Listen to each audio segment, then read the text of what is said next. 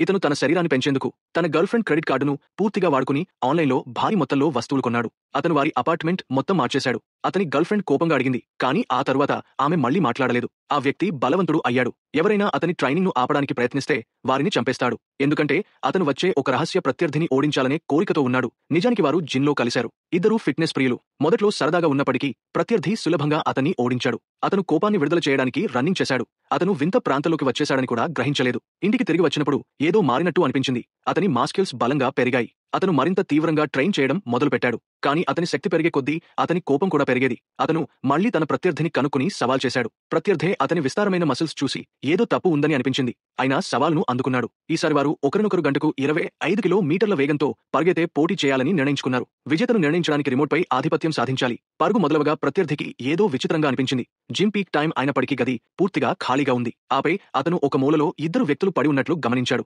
అతను పోటీని నిలిపి వారిని పరీక్షించాలనుకున్నాడు. ఆ వ్యక్తి అకస్మాత్తుగా అతని 2 వేళ్లను విరిచాడు. ప్రత్యర్థి ట్రీడ్మిల్ నుంచి పడిపోయాడు. ఆ వ్యక్తి కోపంగా చెప్పాడు, "నువ్వు పోటీని సీరియస్‌గా తీసుకోకపోతే నిన్ను చంపిస్తాను." ప్రత్యర్థి వెంటనే తన ప్రత్యేక సామర్థ్యాన్ని ఉపయోగించాడు. అతను మరొకరి సంకల్పాన్ని పుస్తకంలా చదవగలడు. అలాగే అతను వారికి ఆదేశాలను రాయగలడు. అతను ఆ మనిషి సంకల్పాన్ని చదివినప్పుడు నిజానిజాలు తెలుసుకున్నాడు. అతని ట్రైనింగ్ అడ్డుకున్న వారు చనిపోయారు. ఈ విషయానికి కారణం ఏమిటంటే ఆ రన్నింగ్ సమయంలో అతను తెలియని ఒక స్థానంలోకి వెళ్లాడు. అక్కడ ఉండే విచిత్ర శక్తి అతని మదిలోకి వెళ్లి అతని కోరికలను అనంతంగా పెంచేసింది. చివరికి అతను ఒక ఫిట్‌నెస్ మానియాక్‌గా మారిపోయాడు.